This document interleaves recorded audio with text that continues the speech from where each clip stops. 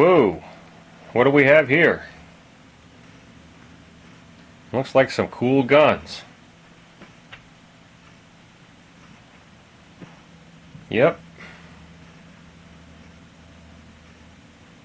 And they all have scopes on them. Some sort of optic.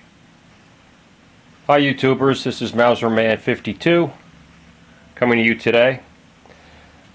Our topic of discussion will be German sniping rifles and designated marksman rifle concept, which I believe they started.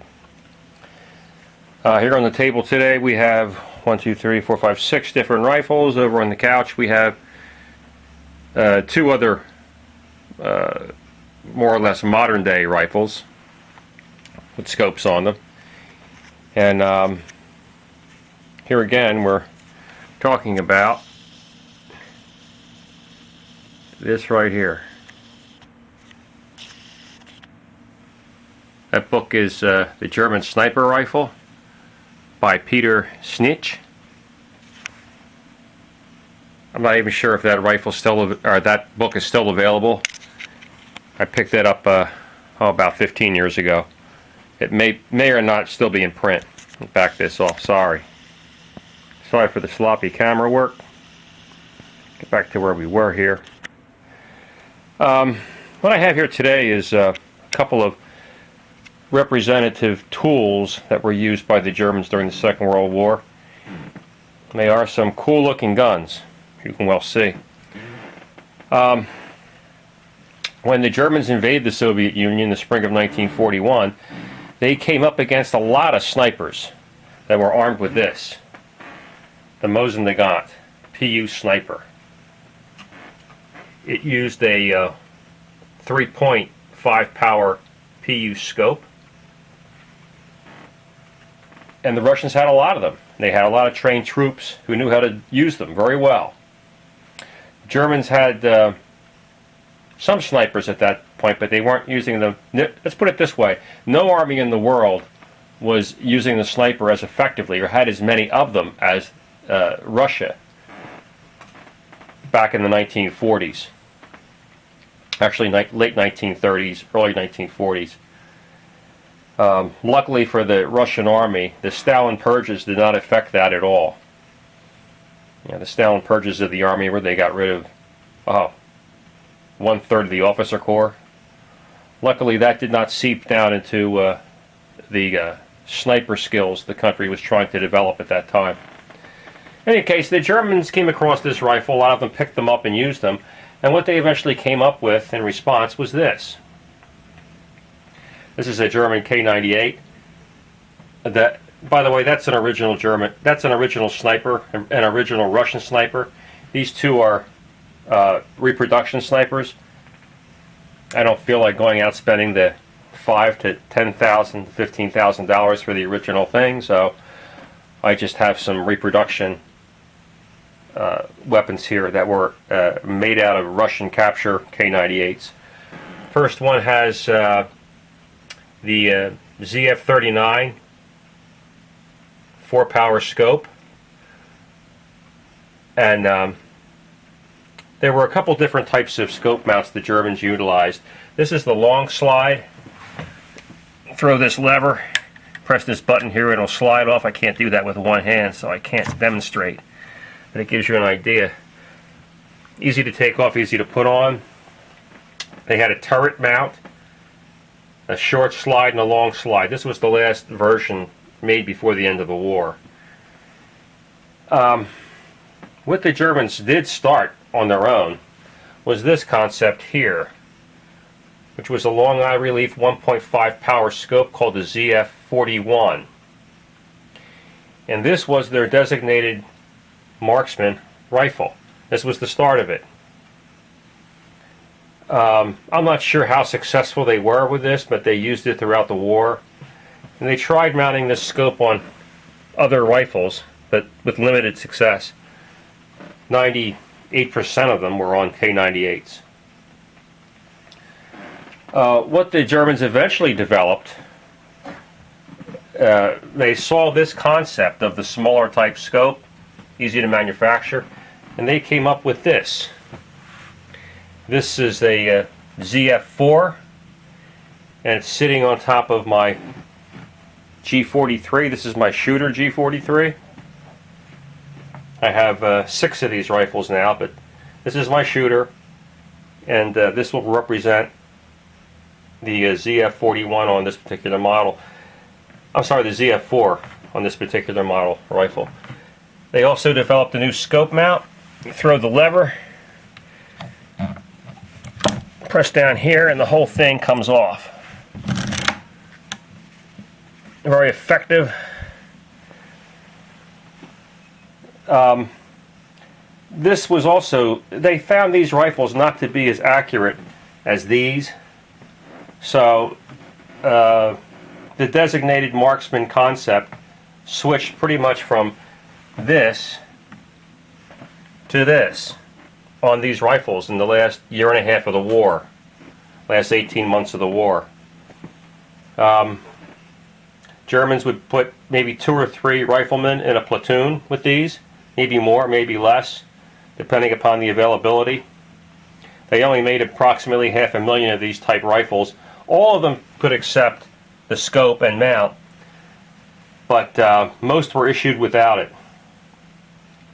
The ZF4 was a very versatile scope. It was made to be mounted on many different types of German firearms, like this, the FG42.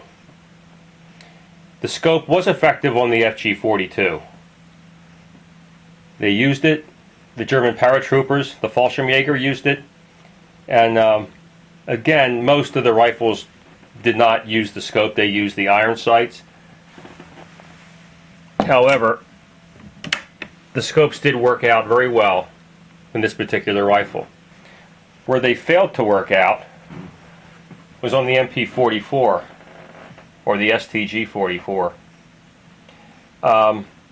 The Germans made the scope mount for approximately 100 rifles, I believe, 100 or 200 rifles, and then stopped because under full auto, the ZF4 could not hold 0.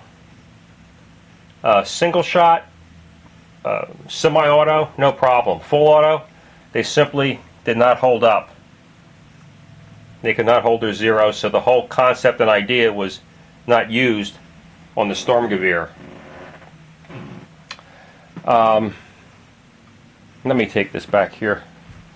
Getting tired of holding the thing here. Oh, bear with me. All right, there we go. You might ask yourself where this whole concept came from of why is it the Germans were so ahead of their time with optics?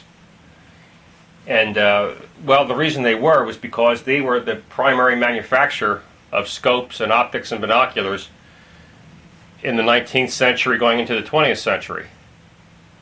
They had the best optics in the world at that time and still do. Japanese and Chinese have come a long way, but the Germans, they had the best optics in the world, and they put them on their weapons. They put them in tanks, they put them on ships, they put them on rifles.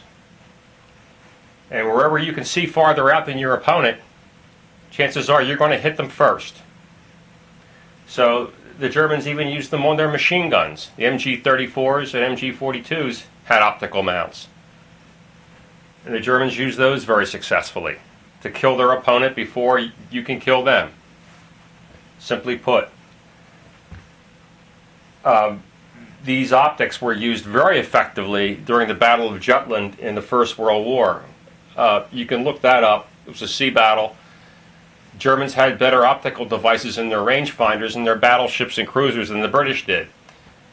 Yeah, I guess you could say the British won that battle, but the Germans sunk many more ships than the British did.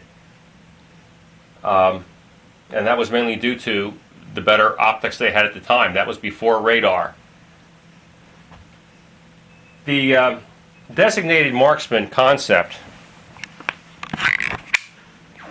the modern day concept, pretty much came out of the G43, as we see here. And what they morphed into were, back here on the couch, I have two representative rifles that had been used in the late 20th century in the conflicts in the Balkans. The Russians pretty much picked up on the concept right after the Second World War and developed several different types of sniper rifles. The Svd Dragunov is one. This is a Yugo copy of that rifle called the M76. And this was effectively used in the Balkan Wars in the late 80s, early 90s. Germans also currently use a gun that's similar to this in Afghanistan today. This is set up as a designated marksman G3. What we're looking at here is a PTR 91 clone of that rifle. I have a 1x4 scope on it, German Sandtag mount. I have the cheek riser and the HK wide butt pad. I also have a heavy duty buffer in here to reduce recoil. But that's about it for now. I just wanted to go over the idea of the designated marksman, how it started.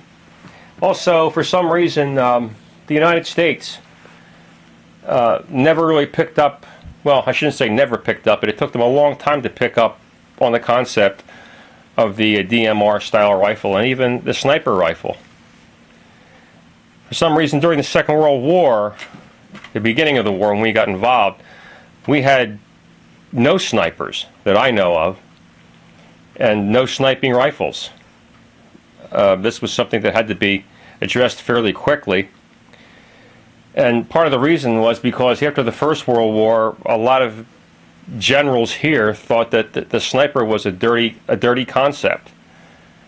And they looked down on them as murderers. Well, no other country looked at it like that, especially the Soviet Union. They saw the advantage of having weapons like this. You have one man with a rifle like that, he can hold up a whole column for hours until they kill him. And it's not so much what he can do, it's the fear the sniper imparts on everybody. Nobody wants to get a bullet through the head from somebody you can't see who's 300 to 500 yards away. You have no idea where they're at. So it took the United States probably another 20-30 years to get back into the sniper game again after the Second World War. It seems like after every war we forget the concepts of the First War. Happened after the First World War, happened after the Second World War, and in Vietnam we were pretty much using commercial Remington rifles at that point as our snipers. Maybe a few M14s, but not many.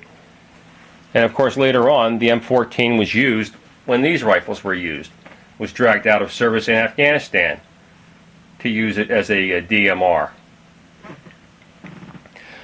Well folks, that's it for today. I just wanted to go over the some of the sniper rifles in my collection and give you a little history on them from the mainly from the German perspective and the Soviet perspective. Maybe someday I'll own a British sniper. Not sure. In any case, have a good day. Take care. Adios. Talk to you later.